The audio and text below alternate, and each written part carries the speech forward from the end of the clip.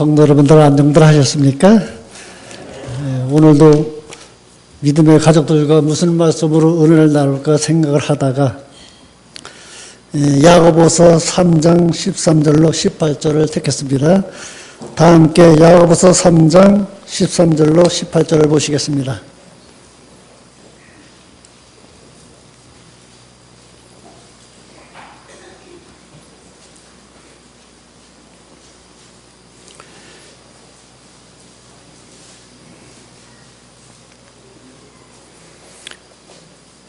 너희 중에 지혜와 총명 있는 자가 누구냐? 그는 선행으로 말미암아 지혜의 온유함으로 그 행함을 보일지니라. 그러나 너희 마음속에 독한 시기와 다툼이 있으면 자랑하지 말라. 진리를 거슬려 거짓하지 말라. 이러한 지혜는 위로부터 내려온 것이 아니요 세상적이요 정욕적이요 마귀적이니 시기와 다툼이 있는 곳에는 요란과 모든 악한 일이 있음이니라. 오직 이로부터 난 지혜는 첫째 성결하고 다음에 화평하고 관용하고 양순하며 긍휼과 선한 열매가 가득하고 편벽과 거짓이 없나니 화평케 하는 자들은 화평으로 심어 의의 열매를 거두리라고 야고보서 3장에 말씀을 하고 있습니다. 오늘의 주된 본문의 말씀을 우리가 자세히 보게 되면은 사도 야고보는 히브리적인 지혜에 관해서 말씀을 하고 있습니다. 사도 야고보가 말하고자 하는 지혜는 무엇을 말하는지 우리가 생각해 보기를 바랍니다. 세상적인 지혜를 말하는 것인가? 인간적인 지혜를 말하는 것인가? 아니면 철학적인 지혜를 말하는 것이 아니라 히브리적인 지혜, 다시 말하자면 하나님께로부터 난 지혜를 말씀하고 있는 것입니다. 우리가 이 본문의 말씀을 주의하여 살펴보면 하나님께서 주신 지혜가 무엇인지 우리가 깨달을 수가 있습니다. 그런데 하늘로부터 오는 지혜는 무엇인지 성경에서 어떻게 말씀을 하는지 우리가 보겠습니다. 첫째로 하나님을 경외하는 데서부터 지혜가 이르러 옵니다. 그래서 근본은 하나님과 나와의 관계를 가리킵니다. 그래서 전도서 12장에도 보면은 하나님을 경외하고 그 명령을 지키는 것이 하나님의 본분이라고 말씀을 하고 있습니다. 그래서 이러한 모든 지혜가 하나님을 경외하는 데로부터 이르러 온다고 합니다.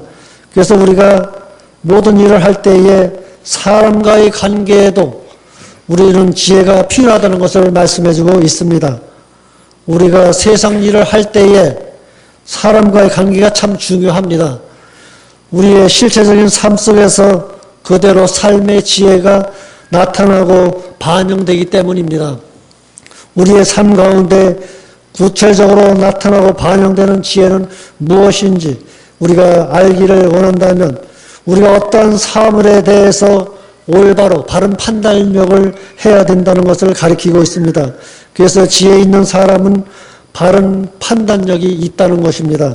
그래서 바른 판단력은 어디서 옵니까? 그것이 바로 하나님께로부터 온다는 것입니다. 그래서 솔로몬이 하나님께 인천 번제를 드릴 때에 꿈에 하나님께서 나타나셔서 말씀을 합니다. 내게 구하라.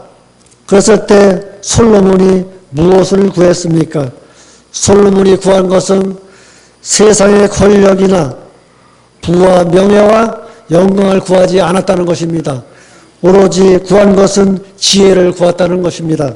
그러한 지혜는 하나님께로부터 오기 때문에 솔로몬도 그 지혜를 구했다는 것입니다. 그런데 그 솔로몬이 구한 지혜를 우리가 언어적으로 이렇게 살펴보니까 히어링 하트라고 합니다. 히어링 하트는 듣는 마음에서부터 시작이 되어진다라고 이렇게 정의를 하고 있습니다. 그래서 우리는 어떤 사물에 대해서 바른 판단력을 해야 하는데 바른 판단력을 하려면 듣는 마음에서부터 시작이 되어진다고 합니다. 그렇기 때문에 우리는 모두 듣기는 속히 하고 말은 더디해야 되는데 우리는 이것을 거꾸로 하고 있지 않나 모든 분들이 생각해보는 그러한 시간이 되시길 간절히 바랍니다. 그래서 솔로몬이 구하는 것입니다. 하나님께 자기가 왕이 되어가지고 지금 자기 자신은 부족하고 미약한데 왕으로서 정치나 경제 모든 분야에서 자신이 결정을 내려야 하는데 바른 판단력을 행할 수 있도록 해달라고 하나님께 간구한 것입니다. 이것이 듣는 마음이고 듣는 마음이 필요하다는 것입니다. 그래서 우리도 하나님의 말씀을 듣기는 속히 해야 합니다. 그래서 그 말씀을 하나님께서 무엇라 하시던 우리가 그 말씀에 그대로 순종하고 따라가고 그 말씀대로 우리가 행할 때에 그 말씀이 적용된다는 것을 말씀해 주고 있습니다. 그렇기 때문에 우리가 너무나 잘 아는 히브리서 4장 12절에도 이렇게 말씀을 합니다. 하나님의 말씀은 살았고 운동력이 있어 좌우의 날선 어떤 검보다도 예리하여 혼과 영과 및 관절과 골수를 찔러 쪼개기까지 하며 또 마음의 생각과 뜻을 감찰한다라고 이렇게 정의를 하고 있습니다. 그렇기 때문에 하나님의 말씀은 살아 있습니다. 우리 사람 속에 새로운 마음을 창조하시는 분도 하나님이시기 때문에 이 말씀을 주시고 있는 것입니다. 그렇게 해서 다윗이 이야기한 것처럼 내 안에 정직한 영을 새롭게 하시는 분이 그분이라고 다윗도 말씀을 했습니다. 그렇기 때문에 우리는 하나님의 말씀이 살아있고 생명을 준다는 것을 우리가 깊이 생각하고 하나님의 말씀을 통해서 많은 사람들을 회심시킬 수 있는 그런 방향으로 우리의 생각과 마음과 모든 것이 그것으로 이끌려 나가야 된다는 것을 보여주고 있습니다. 그래서 하나님의 말씀은 죄인들을 변화시키는 능력이 있기 때문에 우리가 증거하지 않고 가만히 있다고 하면은 많은 사람의 구원을 잃어버리게 되기 때문에 오늘도 이 말씀을 주고 있습니다. 그렇기 때문에 성도 여러분, 우리는 듣는 마음, 올바른 판단이 필요하다는 것을 깊이 생각하게 되시기를 바랍니다. 그 사람이 어떤 형편, 어떤 상에 거하고 처한 것이 중요하다는 것이 아닙니다. 어떠한 마음의 자세를 가지고 그 말씀을 듣고 하느냐가 중요하다는 것입니다.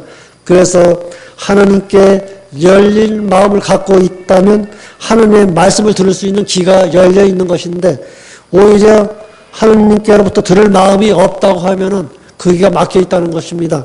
그렇기 때문에 우리는 기가 막혀버리면 아무 소망이 없는 그런 상태로 전락하기 때문에 하나님의 말씀을 듣는 일에 우리가 더 깊이 마음을 되새기면서 듣고 그 가운데서 은혜를 받을 때에 우리가 더 믿음도 한 단계 성장되어 가고 또 교회에서도 모든 믿음의 백성들에게도 기감이 되고 본이 된다는 사실을 깊이 인식하면서 솔로몬이 구한 이러한 지혜를 구하는 그런 믿음의 성도들이 되시기를 바랍니다.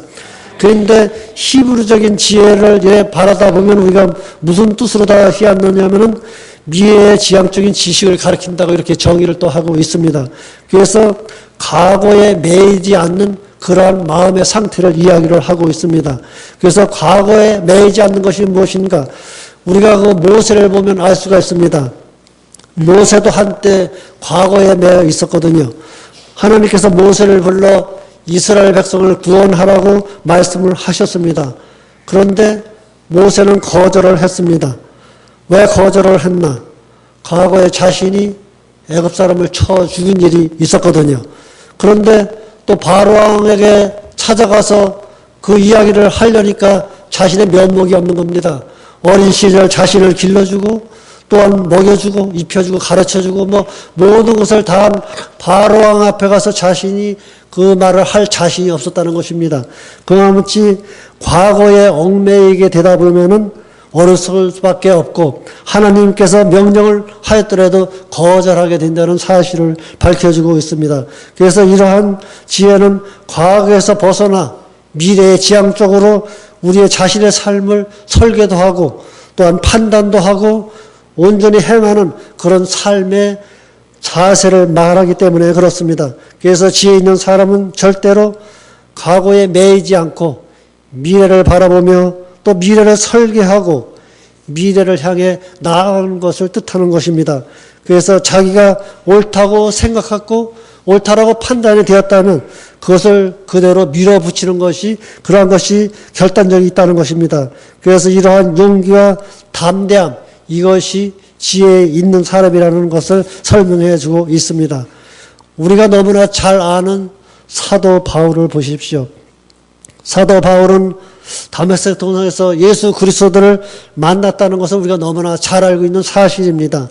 그런데 전에 사도 바울은 예수 그리스도에 대해서 뭔가 자기 감정에 맞지 않고 적대시했고 또 그렇기 때문에 예수 그리스도를 믿는 그러한 백성들을 잡아다 핍박을 하게 된 것을 보게 됩니다. 그렇기 때문에 사도 바울의 다메섹 도상에서 예수님을 만났을 때에 자기의 잘못된 편견, 예수 그리스도에 가졌던 그러한 감정이나 모든 것이 자신이 잘못된 것을 깨달았을 때에 자기의 잘못된 사상과 이런 관념들이 다 깨어졌다는 것을 보게 됩니다. 그래서 자기의 관념들이 다 깨어지게 되면 그 즉시로 사명을 받게 되고 사명을 받았다 하면은 그 받은 사명을 마침내 그대로 순종하고 행하는 것을 보게 됩니다. 이러한 것이 그 즉시 그 부르심을 받은 그대로 행하는 것이 지혜이고 또 예수님을 만난 그 사람의 표본이 되기 때문에 그래서 예수 그리스도를 증거하게 되고 또 예수 그리스도를 만난 나 자신을 또 증거하고 그렇게 떳떳하게 믿음을 증거하는 사도 바울처럼 해가는 것이 이것이 지혜라는 것입니다. 그래서 지혜 있는 사람은 이것이 옳다. 이것이 성령적이다. 이것이 하나님의 뜻이다 하면 그대로 밀어붙이는 그대로 행동하는 것을 보여주는 것이 지혜라고 합니다. 그래서 성경에서 말하는 지혜는 이러한 지혜를 말하는 것이 다른 어떤 지혜를 말하고 있지 않습니다. 그런데 오늘날 가만히 보면 여러분 우리 모두가 이러한 지혜가 있습니까? 우리는 참 지혜가 부족하다는 것을 저 자신도 그렇고 스스로 느끼게 됩니다. 그런데 왜 이러한 지혜가 없는 것일까? 먼저 그러한 모든 사항에 처해 본 사람만이 그 사람의 심정도 알게 되고 또 자신도 어떠한 처지에 있다는 것을 알게 되기 때문에 그렇습니다. 그래서 사도 바울의 한 내용도 보게 되면 빌립보서 4장 12절의 이야기를 이렇게 하고 있습니다. 내가 비천에 처할 줄도 알고 풍부에 처할 줄도 알아. 모든 일에 배부르며 배고픔과 풍부와 궁핍에도 일체의 비결을 배웠다라고 이렇게 증언하고 있습니다. 그래서 사도 바울은 자신이 부함에도 처해 보았고 또 극도로 가난함에도 처해 보았고 또 존귀함에나 또 비천함에도 이러한 것에 각가지 상황을 경험해 보았다는 것입니다. 우리 모두는 그러한 경험을 크게 하지는 않았지만 사도 바울이 배운 학식도 많고 한 분이 그러한 경험을 받으면서 또 예수 그리스도를 증거하면서 겪은 고통을 우리가 너무나 잘 압니다. 그렇기 때문에 예수 그리스도를 증언하는 것은 평탄한 삶에서 이루어진다고 볼 수가 없습니다. 그렇기 때문에 어려움을 만나든 여러 가지 어려운 역경을 만나든 그런데 굴하지 아니하고 우리의 신앙이 올바라서서 그 길을 해나가는데 그 미끄럼이 된다는 것을 보여주고 있습니다. 그래서 오늘날 우리 현대인들은 참 지식은 많습니다. 지식은 많은데 지식이 부족한 것 같습니다. 그렇기 때문에 우리가 이러한 지식을 구하고 하나님께 매달릴 때에 이러한 솔로몬에게 준 지혜와 그러한 것을 우리에게도 줄 수 있다는 사실을 이야기하고 있습니다. 그런데 제가 어떤 지인에게 이런 이야기를 들었습니다. 어떤 영양학과를 졸업한 그러한 여자분과 이렇게 사귀다가 연애 끝에 결혼을 했다고 합니다. 그런데 영양학과를 졸업하고 뭐 아는 학식도 많고 그러면 음식을 만들면 참 맛이 있어야 되는데 이 음식을 해놓은 것을 먹으려고 하면은 맛이 없다는 것입니다. 뭐 모든 것이 김치 담그는 거 여러 가지 영양 상태에서는 학식적으로 너무나 잘 알지 않습니까? 그런데 왜 반찬을 만들면 맛이 없느냐 이겁니다. 그러니까 이러한 요리하는 것도 지식을 갖고 하지 않는다는 것을 보여주고 있습니다.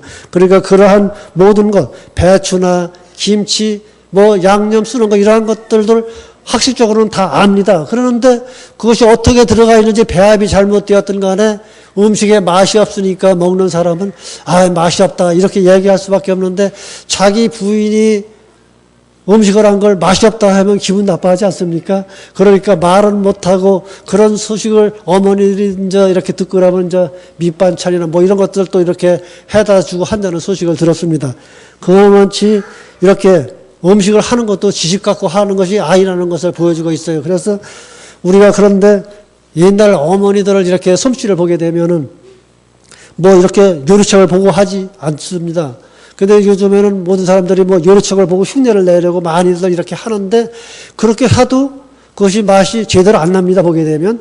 그런데 옛날 어머니들은 뭐 배운 지식이나 이런 뭐 학식이 정말 없습니다. 뭐 무명으로 이렇게 공부해보질 않아가지고 글씨도 모르는 사람들이 참 많은데 그런데도 음식을 만들면은 뭔가 맛이 다르고 옛날 그 맛대로 이렇게 배워나는 음식 솜씨를 이렇게 보게 됩니다.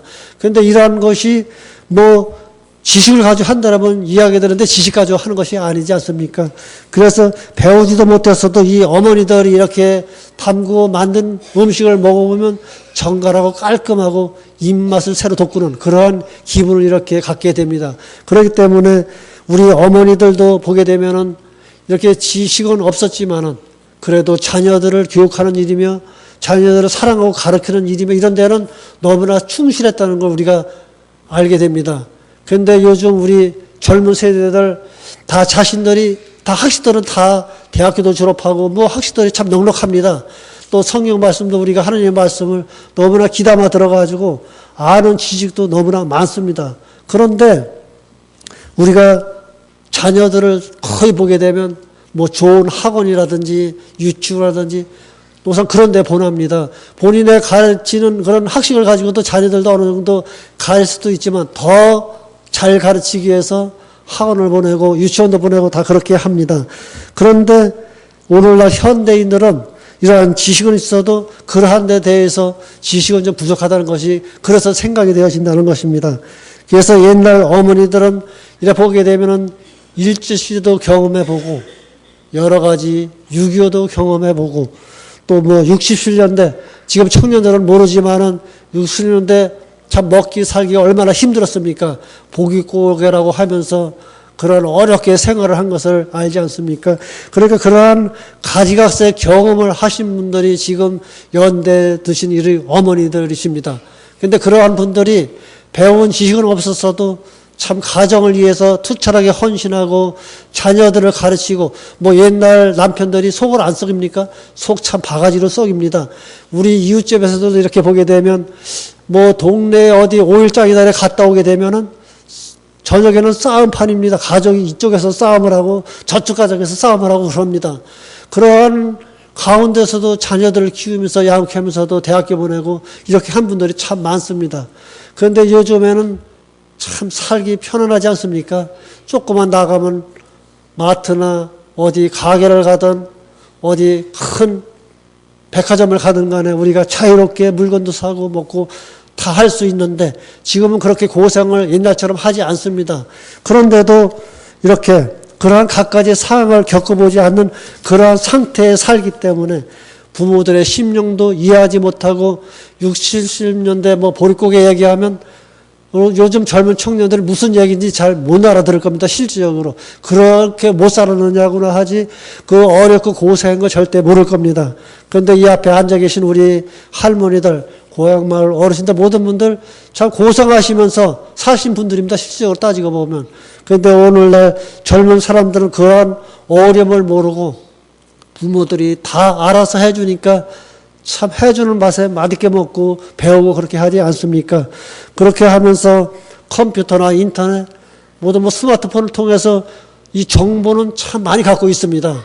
그렇지만은 이 스스로 자기 스스로 깨우쳐서 알아서 이렇게 하는 거는 좀 부족하다는 것이 생각이 들 때가 있습니다. 그렇기 때문에 어느 날 갑자기 삶의 어려움이 닥친다든지 또는 환경에 문제가 오고 이렇게 했을 때에 우리 젊은이들이 어떠한 생각을 가지고 어떻게 헤쳐나가며 살았지 때로는 걱정이 될 때도 있습니다.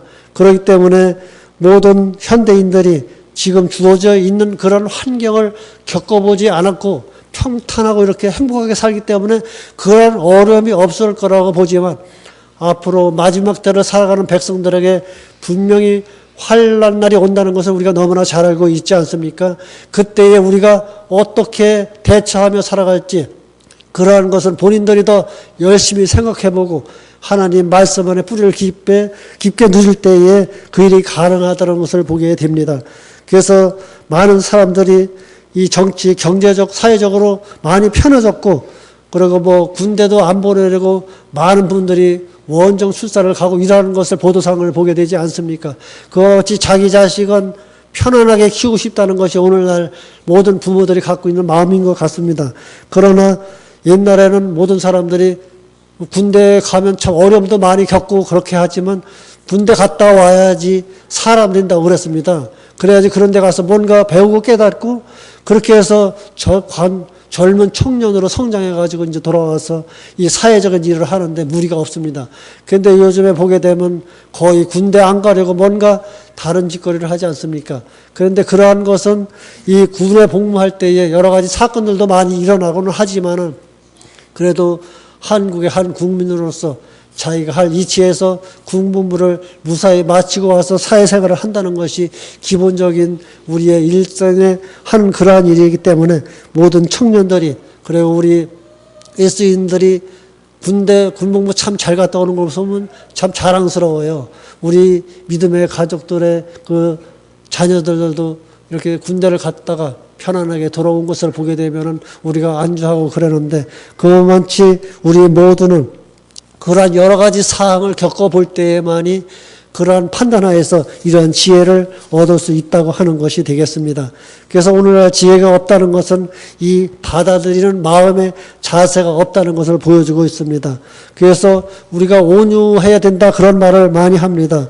그래서 온유함이라는 것은 겸손에 다른 말인데 우리가 자신을 낮추는 그런 겸손함이 있어야 된다는 것입니다. 그렇게 할 때에 우리의 품성이 온유하게 뭔가 변화되어 그 마음을 받아들이고 싶은 자세가 생기고 또 그 마음을 받아들여서 실천하고 싶은 생각이 든다는 것입니다. 그래서 야고보 3장 13절에 너희 중에 지혜와 총명이 있는 자가 누구냐? 그는 선행으로 말미암아 지혜의 온유함으로 그 행함을 보일지라고 그랬어요. 그러니까 지혜롭게 우리가 온유하게 이 행하는 모든 것들이 개개인의 이렇게 사람을 보게 되면 그 판단이 기준이 씁니다.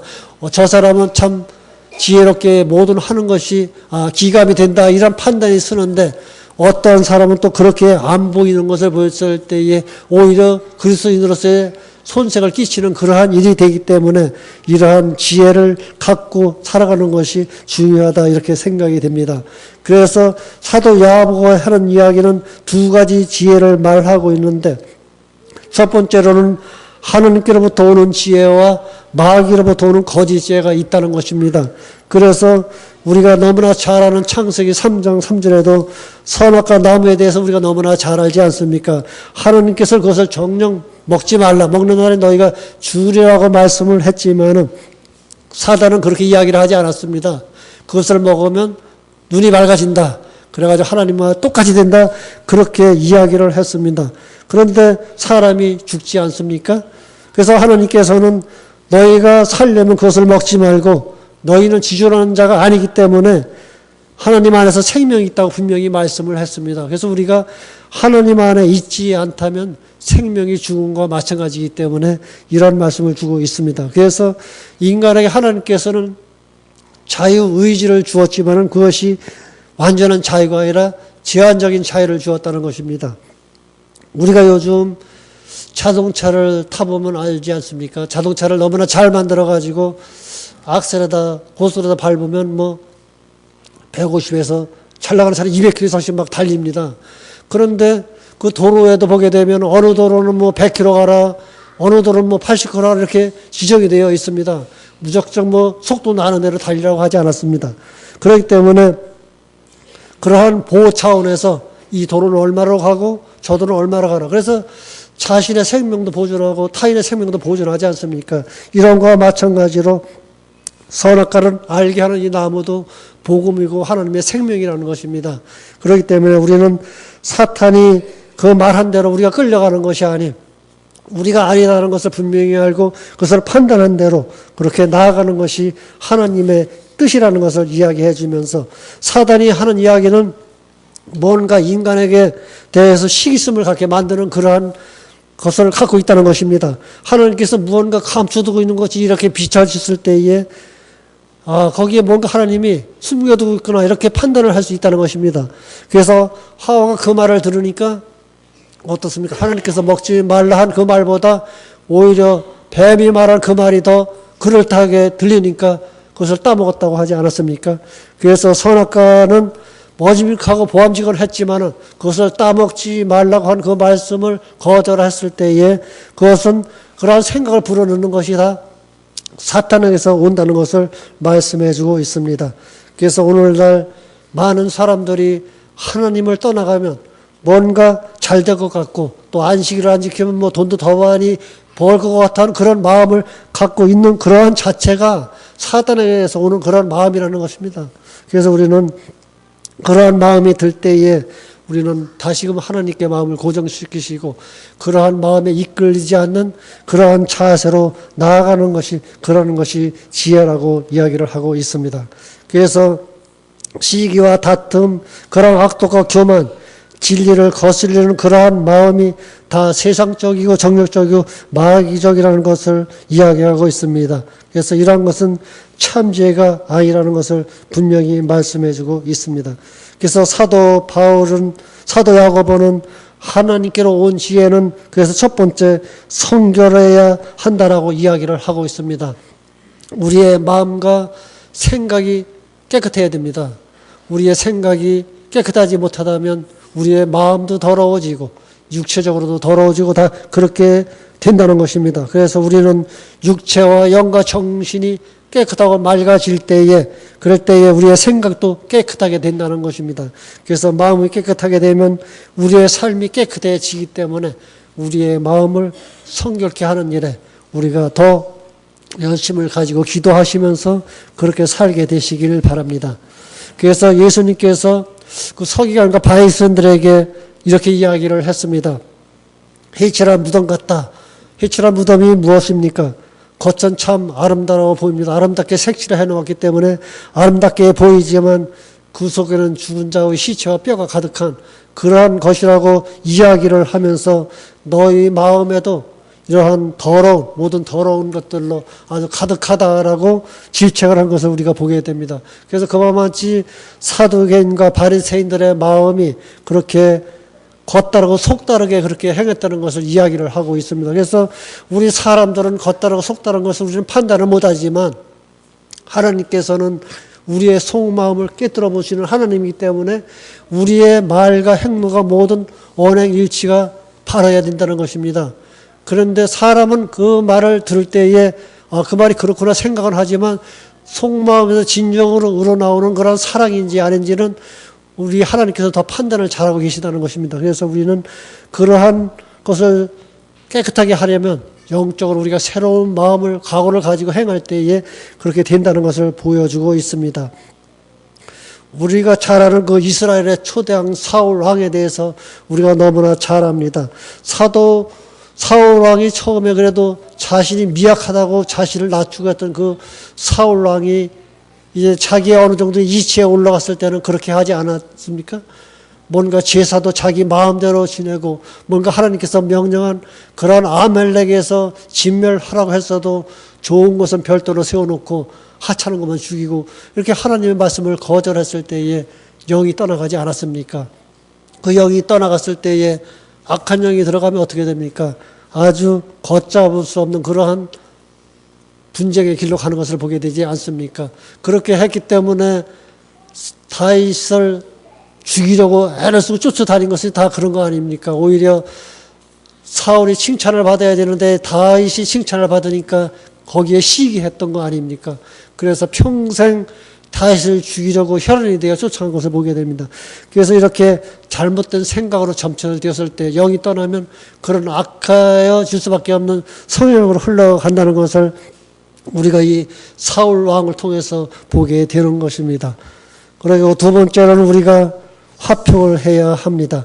우리는 모든 사람과 교인뿐이 아니라 믿지 않는 모든 사람과도 화평을 해야 합니다. 그렇게 함으로 인해서 그들을 우리 하나님의 성전으로 또 이끌 수도 있는 것이고 나 자신을 굴복시키지 않으면서 상대방에게 화평을 하려고 하면 되지 않습니다.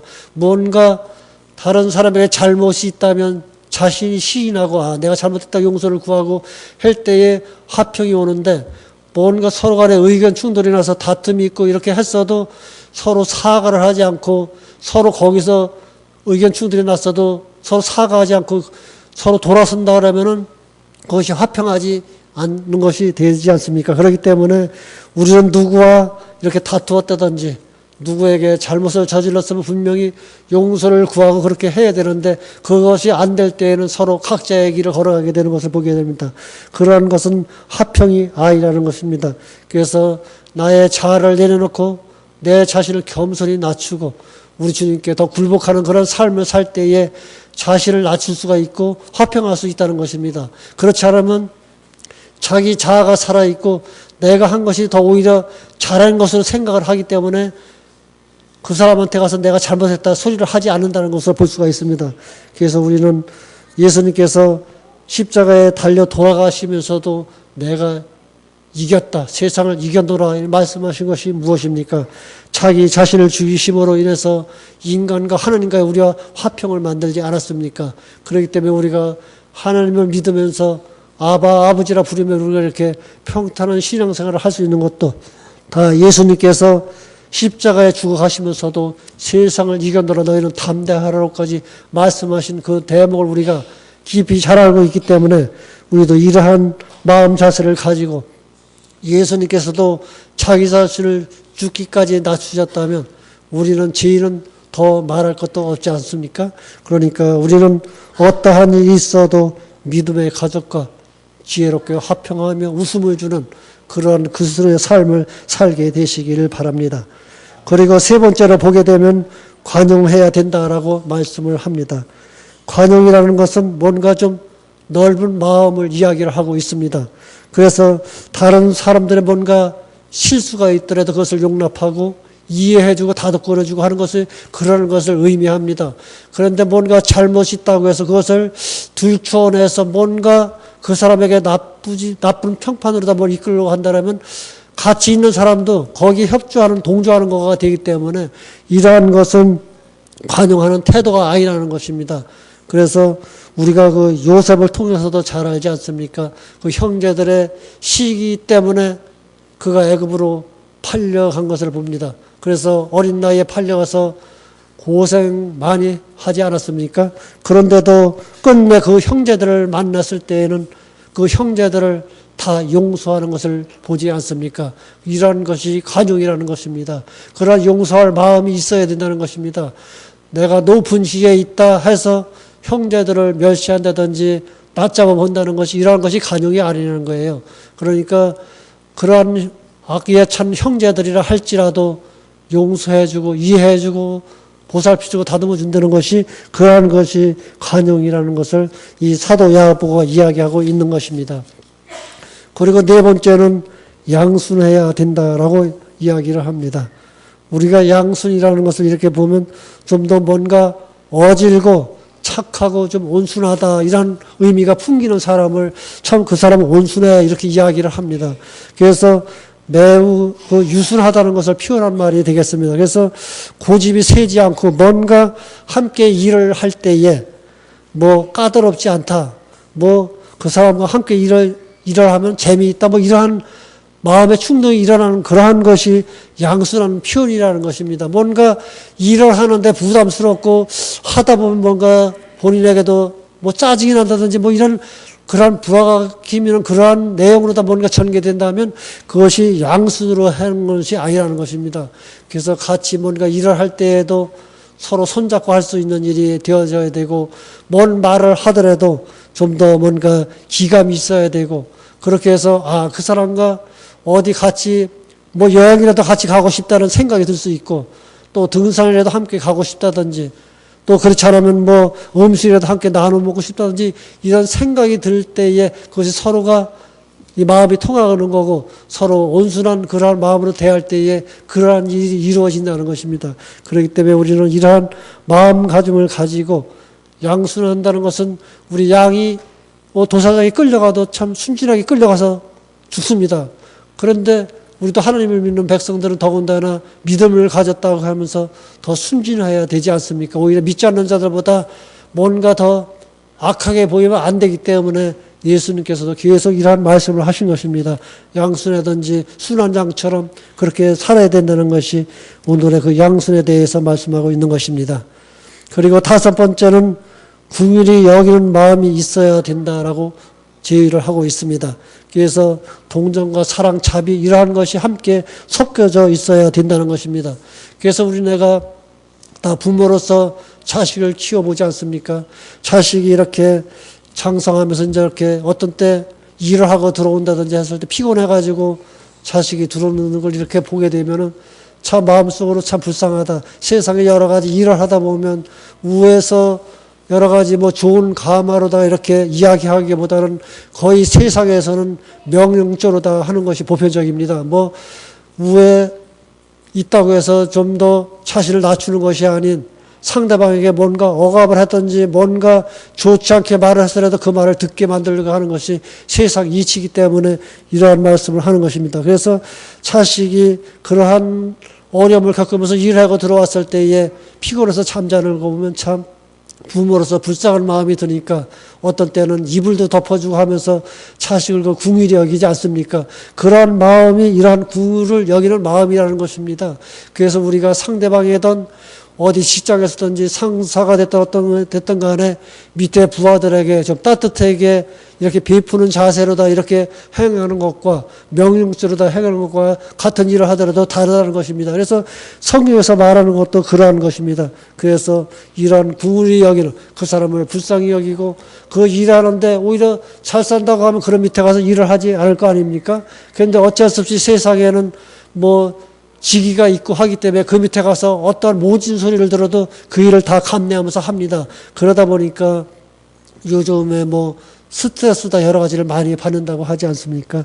그렇기 때문에 이 긍휼이라는 것은 어느 누구도 이렇게 비참하게 만들어주는 것이 아닌 그 사람의 그러한 다가가는 다정다감하게 그렇게 행할 때에 그들이 그 사람도 존경해주고 그분을 본받을 수 있는 그런 기감이 된다는 사실입니다. 그런데 그렇게 하지 않을 때에 오히려 욕을 먹게 되고 또 더군다나 그리스도인들이 그렇게 한다면 하나님께 욕을 돌리기 때문에 자신이 욕먹는 것은 괜찮습니다. 그러나 그리스도인이라고 하면 하나님 믿는 백성이 되기 때문에 오히려 하나님 믿는 백성의 하나님을 욕되게 만들기 때문에 이런 말씀이 주어진 것입니다. 그렇기 때문에 우리는 이 말씀을 깊이 이해하면서 다른 사람들을 더 보살펴 줄 수 있고 그러한 너그러운 마음의 자세를 갖는 것이 중요하다고 생각이 되어집니다. 그리고 여섯 번째는 선한 열매라고 했습니다. 이 선한 열매, 다른 사람들에게 우리가 좀 더 선행으로 다가가서 뭔가 해야 된다는 이야기입니다. 이 열매를 맺으려면은 뭔가 우리가 다가가서 무슨 일을 해야 되는데 가만히 있으면 열매를 안 맺힙니다. 그래서 이 나무에 비유한 것도 똑같지 않습니까? 이와 같이 좋은 나무마다 아름다운 열매를 맺고 못된 나무가 나쁜 열매를 맺나니 이러므로 그의 열매로 그들을 알리라 하면서 마태복음 7장 17절로 20절에 있는 말씀이 되겠습니다. 그와 같이 이 좋은 나무는 아름다운 열매를 맺습니다. 좋은 나무에서. 못된 나무가 아름다운 열매를 맺을 수가 없기 때문에 이 말씀을 주셨습니다. 그래서 아름다운 열매는 예감도 아름답고 또 향기가 있고 또 좋은 맛을 그런 내는 것이 좋은 나무입니다. 이와 마찬가지로 우리 모두도 품성과 인품이 뭔가 건전한 사람이 되어져야 된다는 것입니다. 말과 행동으로 그 사람의 품성이 이래 나타나게 됩니다. 거의 우리가 어느 누구를 상대해봐도 저 사람은 확실히는 몰라도 웃겨 이렇게 우리가 간접적으로 그 사람의 행동에 대해서 이렇게 대략적으로 알 수가 있습니다. 그렇기 때문에 그리스도인으로서는 그러한 말과 품성에 우리가 그 오직 성령의 9가지 열매라는 것을 우리가 너무나 잘 알고 있지 않습니까? 그러한 것이 풍겨야 된다는 것입니다. 그냥 말로만 갖고 그렇게 해야 된다는 것이 아니라 우리의 말과 언행 일치가 되어가지고 다른 사람들에게 뭔가 빛이 되고 기감이 되고 그 사람이 본받을 수 있는 뭔가 표본이 되어야 되는데 오히려 그것이 그렇지 못하다고 하면 욕을 돌리기 때문에 그렇기 때문에 우리가 베드로후서에도 이렇게 이야기를 합니다. 이러므로 너희가 더욱 힘써 너희 믿음의 덕의 지식을 지식의 절제의 인내를 인내의 경건의 형제의 우애를 형제 우애의 사랑을 공급하라고 이렇게 정의를 하고 있습니다. 성도 여러분, 이러한 마음과 믿음을 가지고 충실한 하나님의 백성으로서의 본분을 다하는 그러한 믿음의 백성이 되기를 이 시간 간절히 바랍니다. 그리고 7번째는 편벽과 거짓이 없어야 된다라고 이야기를 합니다. 이 편벽과 거짓이 없다는 것은 어떤 것에 동요함이 없다는 것을 의미합니다. 그렇기 때문에 불확실성이 없는, 그래서 즉 자신이 취하는 그런 행동 방식에 관해서 불확실하게 보이지 않는 그러한 것을 의미합니다. 그래서 한쪽으로 치우치지 않는 그러한 바른 삶, 정로로 가는 삶, 그러한 삶으로 간다는 것을 정의하고 있는 것입니다. 그래서 있는 그대로 숨기지 않는 것을 의미합니다. 그래서 거짓이나 가식, 전혀 이러한 것이 들어가지 않은 본연의 따뜻한 마음을 의미하기 때문에 어떤 때는 원치 않는, 뭔가 마음에 원치 않아도 그냥 말로다 그냥 그럴싸하게 표현을 할 수가 있습니다. 그런데 그러한 것은 가식적이라는 것입니다. 그렇기 때문에 진정한 마음에서 우러나오는 그러한 마음을 가지고 행할 때에 이러한 것이 편벽과 거짓이 없이 행하는 그러한 삶이라는 것을 보여주고 있습니다. 그런데 성도 여러분, 우리가 누가복음 16장을 보게 되면 불의한 청지기에 대해서 우리가 너무나 잘 압니다. 그런데 예수님께서 그 지혜를 배우라고 했습니다. 그런데 그 불의한 청지기가 한 것이 무엇입니까? 주인의 것을 자기 마음대로 함부로 사용하다가 청지기직을 내놓게 되었는데, 주인이 묻자 그는 그대로 청지기의 직분을 맡았을 때 행한 그 내용이 그대로 드러났기 때문에 여러 가지로 변명하지 않고 그대로 순종을 했습니다. 그렇다고 시인을 했습니다. 그렇게 이야기를 하고 나니까 막상 청지기를 떠나면 자신이 지금까지 살아는 왔지만 앞으로 살아갈 일이 참 막막하고 걱정이 되었습니다. 그래서 미래를 생각하게 된 것입니다. 그래서 그는 어떻게 합니까? 빚진 자들을 낱낱이 부릅니다. 그래서 너는 내 주인에게 빚을 얼마나 졌느냐? 그러면은 그 사람이 기름이 100마리라. 그러면 여기다 50이라 쓰라. 그리고 또 다른 사람이 너는 얼마나 빚을 졌느냐 물으니까 밀 100석이다 이러면 80이나 쓰라. 이렇게 이야기를 했습니다. 그러면 이렇게 하면 그 사람이 다른 날 자기를 뭔가 생각해 줄 것이다, 이런 생각에서 했다는 것입니다. 그런데도 예수님께서는 이 지혜를 배우라고 했습니다. 그만치 우리가 베풀기를 좋아하고 뭔가 움켜쥐고 있지 말라는 것입니다. 어떠한 재물이든 간에 하나님께서 우리에게 준 재물을 아끼지 아니하고 청지기의 직분을 감당하라는 것이 오늘의 예수님께서 하신 말씀이 되겠습니다. 그래서 우리가 교회에서 무엇인가 협력해서 이러한 일을 합시다 했을 때는 우리가 그 일에 많은 마음이 확 쏠리지 않더라도 조금이라도 합심해서 교회를 이루는 것이 연합이라고 합니다. 그렇기 때문에 우리가 이러한 마음을 가지고 행할 때에 그것이 행함으로 비춰지는 것이고 보여주는 것입니다. 그래서 행함이 없는 믿음은 그 자체가 죽은 것이라고 성경은 말하고 있지 않습니까?